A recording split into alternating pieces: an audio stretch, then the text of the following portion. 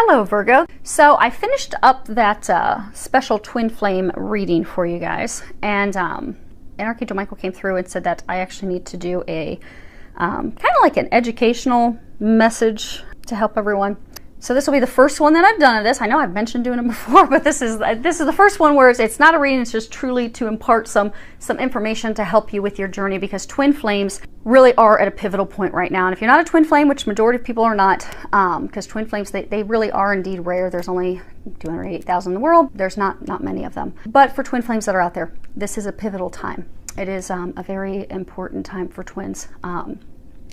Union is upon us, union is starting to occur, but there are some things that, because we are in the midst of our timeline. Twin flames are, so there is a timeline.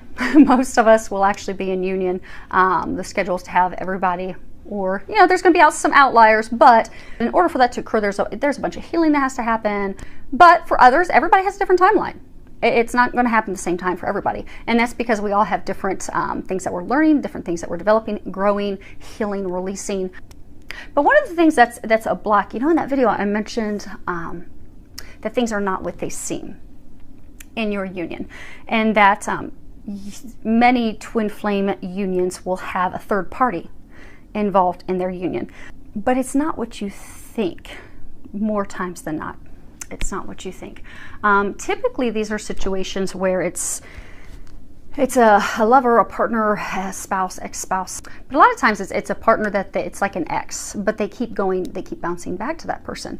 And what tends to happen is, now these are the norms, there are going to be things outside the norm, but typically what happens, if there is a third party involved, he will continue to go back to this ex, this person of his, and can't seem to break the ties with that person. Well, meanwhile, the divine feminine's like, what in the world? He's a cheater, he's lying, he's deceiving me. Well, not lying, because he won't come right out and lie. He just won't share the details of what's going on. But he'll just keep disappearing and keep going back to this person. And it doesn't make sense. But what I found with all my clients and my own experiences is that things really are not what they seem. What you'll find, and not what they seem, in a couple different areas. So there's like the physical area. So you may find, once you do come into union, that, he was physically stuck in a contract with her. Maybe they shared property, or they had a shared business. For some, there's like shared estates. Like a family member had passed and there was a shared estate, but he had to continue to play nice and be in this agreement to get his portion of the estate. But there's truly a contract, a binding contract that kept him stuck. Now with many of the others, what you'll find is, you might find both actually with some of them, but you'll find it's actually a spiritual contract that keeps him stuck. And it's usually a contract with a feminine. And it's funny because the feminine, and I have all these clients, and there are some actually true males that are actually the divine feminine, they open up first. But they get so frustrated, why do they keep going back to that person? And why won't they break themselves free? And why don't they see what this is? And they really get mad at their twin, and they get mad at that person. Because they're like, oh my gosh, this person's really wrecking their life. They're keeping this from moving forward. They're keeping us all stuck. Because what you'll find with twins is when you have things stuck in the union, other areas of your life get stuck too. Now, bear in mind, divine timing is at play. So they will often have you hanging, suspended, stuck in a moment, while they're taking care of other things for you, for them, for the other parties involved, because there's a lot of factors. But you'll be stuck, and you'll be like, why is this person impacting our union? What in the world is going on? But I have found with nearly all of my clients in that situation, as well as myself, that it's actually the contract with the divine feminine from a past life, and then that person is now with your twin in this lifetime. To share a little bit of my experience, so my twin kept going back to an ex of his, and if you would have asked him, he'd probably be like, I don't know why I keep going back. It's not good. I don't understand. I don't know why, but I feel obligated, or I feel stuck. He probably kind of felt a sense of like being controlled, like pulled back to that, and not understanding why. So I had a past life regression 4.5 years ago, and this woman had done this past life regression, and it was a life of mine, and I had this husband, and our child had drowned at a very early age, about 5 years old, and then this husband of mine was like leaning over my face as I was passing away, also very young myself, saying that he was never going to let me go. I'm never letting you go. So the woman that had done my regression was asking me a bunch of questions, and I wasn't giving her answers, and so she said to me, whatever it is with this lifetime, is going to have to be healed and released, and you are going to figure it out, and you are going to heal and release it. But that is why you are stuck in every area of your life, because of what happened in that lifetime. So you need to figure it out in order to move forward. And so here I am like, no, that's why I paid you to help me figure it out. But there was no information coming from me on that. She said, nope, it's all on you. You've got to figure it out. So fast forward, probably about 1.5 years ago. Oh my gosh, probably almost 2 years now. I was doing dishes, and typically Jesus will come in and tell me I have to cancel a soul contract with someone when I'm doing dishes. So I was told that I had to cancel a soul contract with someone. And so I said, okay, and I sat down, and in comes this husband of mine from that lifetime. And as I'm staring at him getting ready to cancel a soul contract, his face morphed into the face of my twin's ex. I went to proceed forward because when you do soul contract cancellations, you ask that person if they would like to cancel the contract with you. If they say no, you just let them know you're going to proceed and move forward, and it will still be effective. So I asked her if he wanted to cancel a soul contract with me, and she said no. She was very angry, furious. And I said, well, okay, I respect that, but I'm going to cancel it. And so did that. So I thought it was effective, but it wasn't. It did what it was supposed to at that time, but it was not completely over yet. So I was told, again, doing dishes, it's always like I'm always zoning out. It must be because I zone out and I stare out the glass doors and they catch me. But again, Jesus popped in and he said, it's time, child. And I'm like, it's time for what? It's time to end a soul contract. And I'm like, oh, okay. And so I sit down, and I had never seen this past life of mine in its entirety. Because what happens is people are always like, oh, I want to learn about my past lives and I want to do past life regressions. They will not allow you to see your past lives unless there's something you have not learned from that or something you need to heal from that. Because if you've learned everything from that life and you've released it, there's no need to go back and relive it and see it. But they will bring those lifetime experiences to you if you have not healed them at the moment that it is time for you to heal and release it in order to move forward. So I sit down and they finally show me this past life in its entirety. And this husband of mine was very physically abusive, verbally, sexually abusive, not just with me, but also with our young child. And he had let our child drown on purpose. And he was glad that our child drowned. Well, our child is my twin flame. But he was very cruel. And within 1.5 years or so of our child drowning, I passed on as well from a broken heart. And that's why he was very angry when he was leaning over me when I was, crossing over to the other side. So fast forward, that husband of my lifetime, our child, which is my twin, that he let drown, is now his ex in this lifetime. And it's not her. It's this dark thing. So they finish showing me this lifetime, and then they bring my twin in, and I can always tell there's going to be something dark when I've got Jesus on one side and Archangel Michael on the other, because at that point I had started doing depossessions. And so I was asking them, after it was all done, why did you guys let me think that this was effective when we did this, 1.5 years earlier? And they're like, well, because you were not yet ready to handle something this dark. But now you're ready. And I saw why, because they brought in my twin, and then they brought her in, which was the husband. And same thing, I got to see this husband of that lifetime morphed into her and all of her features, but then I got to see this demonic reptilian thing that was possessing her, that was controlling him, controlling me, that past lifetime and this lifetime. So I had to do a depossession because it wasn't her. I mean, typically if someone has a lot of anger and things, it's because there's something possessing them, something inside of them that's doing that, because we are made in the likeness of God. We are of love. So if it's not of love, there's something else causing that for that person. And once the depossession was done, I went over to help her up. She didn't know who I was. She didn't know who he was. Let her know that we love you. We're old friends. We're here to help. Asked her if she would be willing to cancel the soul contract with us. She was very amicable. She's like, well, yeah, let's do that. And so we finally canceled the soul contract. And at that point, Jesus said, it's finally over. It's finally done. Finally finished. And I don't know from his end what they did, because I didn't share that with him. Now, for all I know, on his end, he probably realized around November, December when that happened, that he was finally able to start disentangling himself from her. Whereas in all these years in the past, he couldn't do it and couldn't even explain. If you would ask him, he probably could not even explain why. I just feel stuck.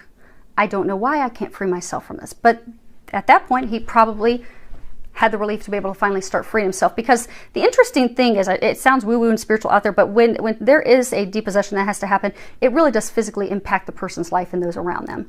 My first depossession was actually with a close family member of mine. And I had for a long time kept having to cut these cords between her and I, because I would just feel overwhelmed with this anger. And I even asked her about it at one point. I said, do you sometimes just feel overwhelmed with anger and fury and just being filled with hatred and anger? And she's like, yeah, I do. And I don't know why. And I don't know what to do about it. And I'm like, okay, well, I just had continued to cut the cords. And one day I was told I had to sit down and do a soul contract cancellation. So I sat down, at Jesus on one side, Archangel Michael on the other. And in comes this family member of mine, and then her face morphed into this reptilian, demonic-looking thing. And one of its arms sprouted out to go and grab me, and Archangel Michael cut the arm off and said, no, not anymore. You're done. It's over today. And Jesus leaned over and told me, tell it to get out of her, child. Command it to get out. And I was like, no, because I was terrified. I was physically trembling. I've never been so scared. And I'm like, no, Jesus, you tell it to get out of her. And he's like, no, little one, you have to realize your power. Command it to get out of her. And I'm like, no. Archangel Michael, can you tell it to get out of her? And he's like, no, little one, it's your time. You have to do this. I'm like, okay. And so commanded it to get out. It was probably the weakest sounding command ever, but it worked. It was effective. It got out of her. I did not tell this family member of mine that until a few months later. We were talking. I asked her, how are you feeling? How have you been doing? And she's like, good. And I said, well, that anger that you were having, are you still having that anger? And she's like, no, I'm not. It's like completely gone. And so I, knowing the date of when we did depossession, asked her, I said, oh, so has it been gone for about 3 months? Maybe it stopped around this time. And she's like, yeah, actually, come to think of that, it's exactly when it stopped. She said, it's just great. I don't feel the sadness, the depression, the anger, this total hatred, fury coming out of me. She said, I'm just so happy again. I feel amazing. I don't even know why. So these things sound spiritual when we went out there, but they really do physically manifest in our lives. So with that being said, things are not what they seem with your twin. So if you are in a love triangle with your twin and they continuously go back to someone, please know that there's something spiritual to that. There's a lesson that they're needing to learn. There's a lesson that you're needing to learn. It's likely a soul contract between you and that person. It could be a contract between them. Now, what I've seen with most of my clients, it's a contract between the divine feminine. Because with this twin flame journey, it's the divine feminine that starts to give birth to this union, to start to do the work. So a lot of the stuff stems with contracts with the divine feminine. But what you'll also find with twin flames is one or both of them is going to have someone, a family member, a close friend, a lover, an ex, that is possessed by something demonic, typically. Because there's a spiritual war going on. And the dark do not want twins, which we are here embodying love. That's what it is. We are God's love incarnate. There's a spiritual war going on. Dark does not want that love to be spread. So they will attach to your loved ones to try and stop that from happening. So you will find that. So with that being said, things are not what they seem. So if you're in a love triangle, work on overcoming the fear, and because bottom line, it all stems down to fear. You're fearful that this person is going to keep you from coming into union with your beloved. So you will experience anger and jealousy and sadness and frustration, and oftentimes that is pegged on that person that your twin keeps going back to. But it's not them. It's really a lesson. It's something you may need help. You may need a professional healer to help you and assist you with that. But if you're not to that point and you're not being guided to do those things yet, at least be able to overcome those emotions and come from a place of unconditional love and understanding, and know that this is, when the time is right, you will discover what that lesson is. That is to free the two of you from that when the time is right. And send that person's, whoever they have that soul contract with, send that person love, because they are helping you grow. They're helping your twin grow. It may not seem like it the way it's physically manifesting, that this person keeps going back to them, that you love and want to be with, but they are a soulmate of his and yours.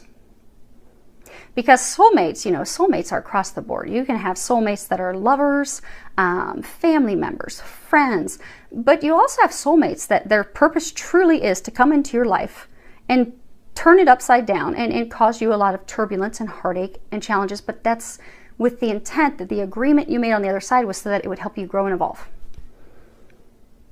And if the person is, if it is something where there is a possession, something that needs to be removed, something that's attached to them, it's not that person that's making them act that way, that's got everyone stuck. It's not that person. That person's love too. So just keep that in mind. So if you're stuck in a love triangle, just keep that in mind. Come from a place of love. Try to overcome those feelings, those emotions, because things truly are not what they seem. And along your journey, you'll be given the steps, and that's why it's very important to listen to the steps that you're being guided. And if you don't hear Jesus and Angels chat, because we all have different clair skills, different psychic skills. Some of us are seers, some of us are knowers. True twin flames, you're going to have a strong psychic gift. Mine is hearing. I hear them chat all day long. But you may be a seer. So maybe you're getting images of what your next step is. You may not be ready yet to remove from this triangle. Because they may be wanting you to focus on opening up maybe your spiritual gifts so you can do a spiritual practice at some point. Or maybe they're trying to get you physically relocated. They're trying to get you to move. So they're not having your focus on this connection, this union yet, because it's more important for them to have you doing something else. So whatever signs they're giving you, act on those signs. Take those steps, because that's the perfect thing that you're supposed to be doing at that moment. Because it's kind of like a puzzle. All the pieces have to fall in. Kind of like with that soul contract cancellation. I thought it was done a couple years ago. No, that was just the little part that had to be done then. And whatever it was doing, because it obviously wasn't, well, from my knowing, it was not impacting me, but it was doing something to help him. But it wasn't complete. But they will have you do what is meant to happen at that time to put that puzzle piece in. So things will fall in as they're perfectly timed, as they're perfectly meant to. All you need to do is follow the steps and really truly come from a place of unconditional love, knowing that if there really is a love triangle, things really aren't what they seem. It's going to be okay when the time is right, and just keep praying and asking for the guidance. So I hope that helps all of you. Filled with a lot of love, joy, and blessings.